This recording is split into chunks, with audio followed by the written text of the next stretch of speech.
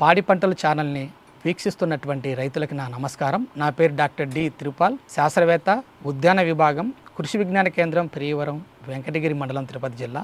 ఈరోజు మనము నిమ్మ బత్తాయి తోటల్లో సమగ్ర యాజమాన్య పద్ధతుల గురించి చర్చించుకుందాం. అందులో మొదటగా మనము జిగురు వాడకం. జిగురు అనేటువంటి ఎక్కువగా బ్లూ రంగు, నీలిరంగు, పసుపు రంగు మరియు తెలుపు రంగు అలా రకరకాల రంగులు అందుబాటులో ఉంటాయి. బ్లూ రంగు జిగురట్టలు అనేటివి మనకు తామర పురుగులను ఎక్కువగా ఆకర్షిస్తుంది. అలాగే పసుపు రంగు జిగురట్టలు అనేటివి తెల్లదోమ లాంటి జాతి చెందినటువంటి పురుగులని ఆకర్షిస్తుంది. ఈ జిగురట్టలు అనేటువంటి తల్లి పురుగుల్ని ఆకర్షించటం వల్ల ఆ పురుగులు జిగురట్టలు అంటుకొని అవి చనిపోవడం జరుగుతుంది. తద్వారా వాటి యొక్క జీవిత చక్రం అనేది ఆగిపోతుంది. ఈ జిగురట్టలు నిమ్మ చెట్లు లేదా బత్తాయి చెట్లలో చెట్టుకి ఒకటి చొప్పున మనము కట్టుకున్నట్లయితే ఈ పురుగుల యొక్క ఉద్ధృతిని మనం కట్టడి చేయవచ్చు. అలాగే వాటి యొక్క థ్రెషోల్డ్ లెవెల్ అంటాము, అవి ఎంత మోతాదులో మనకి వాటి యొక్క ఇన్ఫెక్షన్ ఉందో మనం తెలుసుకోవచ్చు. తద్వారా మనం రక్షణ చర్యలు తీసుకోవచ్చు. అలాగే మరొక పద్ధతి పచ్చిరొట్టు ఎరువులు లేదా పిఎండిఎస్ పెంపకం. ముఖ్యంగా రసాయన ఎరువులు ఎక్కువగా వాడడం వల్ల రైతుల యొక్క పొలాలలో సేంద్రియ కర్బనం గణనీయంగా తగ్గిపోతుంది. తద్వారా ఎరువుల యొక్క ఉద్ధృతి ఎక్కువైపోతుంది. కాబట్టి రైతులు ఈ సమగ్ర ఎరువుల యాజమాన్య పద్ధతులతో పాటు పచ్చిరొట్టు ఎరువుల పెంపకము లేదా పిఎండిఎస్ అంటారు, ప్రీ మాన్సూన్ డ్రై సోయింగ్. దీంట్లో దాదాపు 33 రకాల విత్తన జాతుల్ని అన్నీ కలిపి మనం నిమ్మ బత్తాయి తోటలలో చెట్ల పాదుల్లో కావచ్చు లేదా చెట్ల యొక్క మధ్యలో అంతర పంటల్లాగా కూడా వీటిని మనం పండించి 40 రోజుల తర్వాత పూత దశలో ఉండగా వాటిని నేలలో కలిదున్నట్లయితే మంచి సేంద్రియ కర్బనం పెరగడానికి అవకాశం ఉంటుంది. ఈ విధంగా పచ్చిరొట్టు ఎరువులు లేదా పిఎండిఎస్ విత్తనాలు మంచి దిగుబడి ఆర్జించడానికి అవకాశం ఉంటుంది. అలాగే సమగ్ర పంట నిర్వహణ విధానంలో భాగంగా ఆకర్షణ పంటల సాగు అనేది పండ్ల తోటల్లో చాలా మంచి ఫలితాన్ని ఇస్తుంది. ఈ బంతి ఆముదం పంటల్ని మనము నిమ్మ బత్తాయి తోటల్లో ఆకర్షణ పంటగా సాగు చేయొచ్చు. అందులో ముఖ్యంగా క్షేత్రస్థాయిలో బంతి పంటని మంచి ఫలితాలు చూడడం జరిగింది. బంతి పంట వివిధ రకాల పురుగు జాతుల్ని ఆకర్షించి ఆ పురుగుల యొక్క ఇన్ఫెస్టేషన్ అనేది ప్రధాన పంట అయినటువంటి నిమ్మ బత్తాయి తోటలో రాకుండా కట్టడి చేయడంలో చాలా బాగా ఉపయోగపడుతుంది. కాబట్టి ఈ బంతి పంటని మనము అంతర పంటలుగా సాగు చేయడం ద్వారా ఆకర్షణ పంటగా ఉపయోగపడుతుంది మరియు అంతర పంటగాను ఉపయోగపడుతుంది. తద్వారా అదనపు ఆదాయం కూడా ఆర్జించవచ్చు. మరియు మరొక జాగ్రత్త ఏంటంటే మనం రక్షణ పంటల సాగు. అలాగే పంటల్లో బత్తాయి నిమ్మ తోటల్లో చుట్టూరా కంచెలాగా రక్షణ పంటలు కూడా సాగు చేయవచ్చు. ఉదాహరణకి మనము మొక్కజొన్న లాంటి పంటల్ని మనము రక్షణ పంటలుగా సాగు చేయడం ద్వారా ఆ పంటలు పొలం లోపలికి వచ్చేటువంటి వివిధ రకాల పురుగుల్ని ఆకర్షించి అవి వాటిపైకి రావడం జరుగుతుంది. తద్వారా ప్రధాన పంట నుంచి వాటి యొక్క ఇన్ఫెస్టేషన్ లేదా వారి యొక్క ఉద్ధృతి అనేది వాటిపైన రాకుండా మనం నివారించడానికి ఈ రక్షణ పంటల సాగు అనేది చాలా బాగా ఉపయోగపడుతుంది. అలాగే రక్షణ పంటల నుంచి కొంతవరకు మనం ఆదాయాన్ని కూడా ఆర్జించడానికి ఉపయోగపడుతుంది. ఈ బత్తాయి చీని పంటల్లో వేప సంబంధిత ఉత్పత్తులను వాడకం కూడా రైతులు బాగా అలవాటు చేసుకోవాలి. ఏ రోగాలు లేదా ఏ పురుగులు రాకముందే వేప కషాయాలు లేదా వేప నూనె అజాడిరెక్టిన్ అనేటువంటి పేరుతో మార్కెట్లో వివిధ రకాల వేప ఉత్పత్తులు దొరుకుతున్నాయి. అది 10,000 ppm, 1,500 ppm, 300 ppm అని వివిధ రకాల కాన్సన్ట్రేషన్లో అంటే వివిధ రకాల గాఢతల్లో అలా మార్కెట్లో లభ్యత అవుతుంది. కాబట్టి వాటిని మనము ఎప్పటికప్పుడు పురుగులు రాకముందే చెట్లపైన పిచికారి చేసుకున్నట్లయితే పురుగులు పెట్టినటువంటి గుడ్లు ఏమన్నా ఉన్నట్లయితే ఆ గుడ్డు దశలోనే వాటిని నివారించడానికి వీలవుతుంది. ఆ గుడ్లపైన ఈ వేప కషాయాలు ఒక లేయర్గా ఫామ్ అవటం వల్ల అవి గుడ్ల నుంచి పొదగకుండా వాటి యొక్క గుడ్లు అనేటివి చనిపోవడం జరుగుతుంది. కాబట్టి వాటి యొక్క జీవిత చక్రాన్ని మనం ఆపినట్టు అవుతుంది. అలాగే ఆ చేదుకు వివిధ రకాల పురుగులు రావటం అనేది తగ్గిపోతుంది. అలాగే మరొక జాగ్రత్త మల్చింగ్. ఇందులో ముఖ్యంగా ప్లాస్టిక్ మల్చింగ్ అనేది నిర్వహణలో కొంచెం సమస్యగా చెప్పవచ్చు. కాబట్టి సేంద్రియ మల్చింగ్ అంటే ఆర్గానిక్ మల్చింగ్ అనేది నిమ్మ మరియు బత్తాయి తోటల్లో చేయటం అనేది చాలా ఉత్తమమైన పద్ధతిగా చెప్పవచ్చు. ముఖ్యంగా వేరుకుళ్ళు తెగులు లాంటి తెగుళ్ళ నిర్వహణలో ఈ యొక్క మల్చింగ్ అనేది ప్రధాన పాత్ర పోషిస్తుంది. కాబట్టి ఈ మల్చింగ్ ఆర్గానిక్ మల్చింగ్ ఉపయోగించేటువంటి మనకు పంట వ్యర్థాలు మన పొలంలోనే వ్యర్థంగా పడినటువంటి గడ్డిని ఎండబెట్టేసి అది మొదల్లో వేయవచ్చు. 8 సెంటీమీటర్ల మందంలో చెట్ల మొదలలో వేసుకోవచ్చు. లేదా వరి ఊక కానీ శనగ పొట్టు కానీ వివిధ రకాల పంటల వ్యర్థాలు ఏవైనా సరే వాటిని మనము చెట్ల యొక్క మొదలలో 8 సెంటీమీటర్లలో వేసుకున్నట్లయితే వాటిలో కలుపు రాకుండా నివారించవచ్చు. అలాగే లోపల నీటి తేమని అలాగే ఎక్కువ రోజులు ఉండేటట్టు చేయవచ్చు. వివిధ రకాల మేలు చేసే సూక్ష్మజీవుల యొక్క వాటి యొక్క పెరుగుదల అనేది గణనీయంగా పెరిగి చెట్ల ఆరోగ్యాన్ని కాపాడడంలో ఈ మల్చింగ్ అనేది చాలా ప్రధాన పాత్ర పోషిస్తుంది. అలాగా మరొక సమగ్ర యాజమాన్య పద్ధతి డ్రిప్ పద్ధతిలో నీరు పెట్టడం. అలాగే ఎరువులు కూడా సూచించిన మేరకే ఎరువులు వేయటం. ఈ రెండు చాలా ముఖ్యమైన జాగ్రత్తలుగా చెప్పవచ్చు.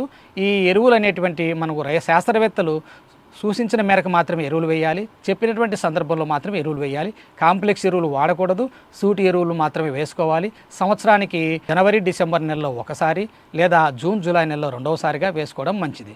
అలాగే నీరు పెట్టేటప్పుడు కూడా డ్రిప్ పద్ధతిలో నీరు పెడితే ఈ వేరుకుళ్ళు, బంక తెగులు లాంటి తెగుళ్ళని మనము ఒక చెట్టు నుంచి ఇంకొక చెట్టుకి వ్యాప్తి చెందకుండా అరికట్టడానికి వీలవుతుంది.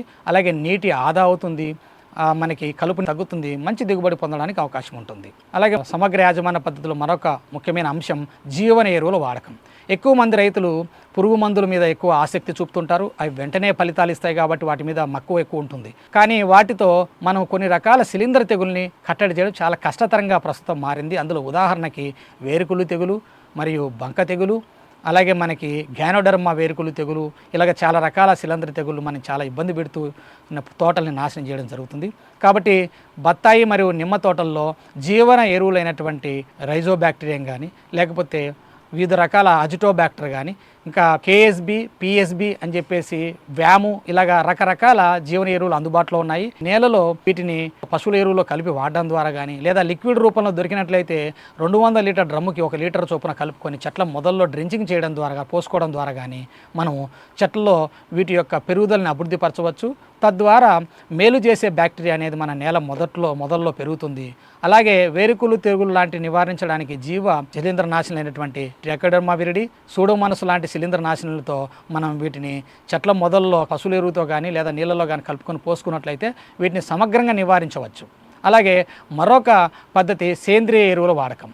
సేంద్రియ ఎరువుల వాడకం అయినటువంటి వానపాముల ఎరువు కానీ లేకపోతే పశువుల ఎరువు కానీ లేకపోతే వేపపిండి కానీ తర్వాత మొక్కలకు సంబంధించినటువంటి ఎరువులు ఏవైనా సరే చెట్ల మొదల్లో వేసుకున్నట్లయితే ఈ చెట్లల్లో వీటి యొక్క దిగుబడి పెరగడానికి వీలవుతుంది. అలాగే వీటి ద్వారా మనకి మేలు చేసేటువంటి వివిధ రకాల సూక్ష్మజీవులు నేలలో అభివృద్ధి పరచబడతాయి. కాబట్టి ఈ సేంద్రియ ఎరువుల వాడకం అనేది ఒక 50% వరకు చేసుకుంటే మంచిది. రసాయన ఎరువుల వాడకాన్ని నిదానంగా తగ్గించుకుంటూ సేంద్రియ ఎరువుల వాడకం వైపు రైతులు మొగ్గు చూపాల్సిన అవసరం ప్రస్తుత రోజుల్లో ఎంతైనా ఉంది. అలాగే మరొక అంశము అంతర పంటల సాగు. ఈ అంతర పంటల సాగు అనేటివి నిమ్మ లేదా బత్తాయి తోటల 5 సంవత్సరాల లోపల మనం సాగు చేసుకున్నట్లయితే ఆ నేలలో వివిధ రకాల కలుపులు రాకుండా మనం తగ్గించినట్లు అవుతుంది. అలాగే రైతు అదనపు ఆదాయాన్ని ఆర్జించినట్లు అవుతుంది. ఇందులో ముఖ్యంగా బంతి, పుచ్చ, బీర, అలాగే మనకు చిక్కుడు, గోరు చిక్కుడు, వేరుశెనగ ఇట్లా వివిధ రకాల పంటల్ని మనము అంతర పంటలుగా సాగు చేసుకోవాలి. అలాగే కొన్ని రకాల పంటల్ని మనం అంతర పంటలకు సాగు చేయకూడదు. అవి చేయడం వల్ల మనకి ఏమవుతుందంటే ప్రధాన పంట అయినటువంటి బత్తాయి లేదా నిమ్మ తోటలకి తెగుళ్ళు అనేటివి వచ్చి తద్వారా మనకి పూర్తి పంట నాశనం అవుతుంది. ఉదాహరణకి టమోటా, వంగ, బెండ, మిరప ఇలాంటి పంటల్ని మనము సాగు చేయకపోవడం మంచిది. అలాగే ఈ సమగ్ర యాజమాన్య పద్ధతిలో భాగంగా రైతులు ఎక్కువ మంది ఒకప్పుడు ఈ సున్నం మైలుతో నీళ్ళు కలుపుకునే వాళ్ళు. దీన్నే మనము శాస్త్రీయంగా బోర్డో మిక్చర్ అని, బోర్డో పేస్ట్ అని అంటూ ఉంటాము. వీటి యొక్క వాడకం ప్రస్తుత రోజుల్లో బాగా తగ్గిపోయింది. కాబట్టి రైతులు ఈ యొక్క మిశ్రమాన్ని తయారు చేసుకొని వానలకి ముందు, వానల తర్వాత ఒకసారి బోర్డో పేస్ట్ని చెట్ల మొదలకి పూసుకోవడం మంచిది.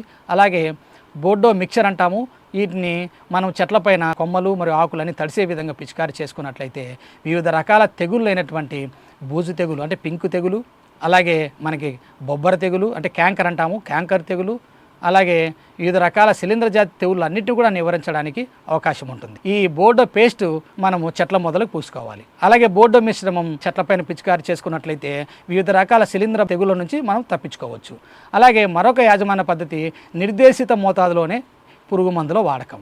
ఎందుకంటే ఈ ప్రస్తుత రోజుల్లో రైతులు బయో మందులని అలాగే వివిధ రకాల పురుగు మందుల్ని అత్యధిక మోతాదులో చెప్పినటువంటి మోతాదు కంటే ఎక్కువ మోతాదులో వేసి 2 కంటే ఎక్కువ మందుల్ని కలపడం వల్ల ఈ నిమ్మ చెట్లు లేదా బత్తాయి చెట్లు ప్రస్తుత రోజుల్లో 10 ఏళ్ళు కూడా రాకుండా చనిపోవడం జరుగుతుంది.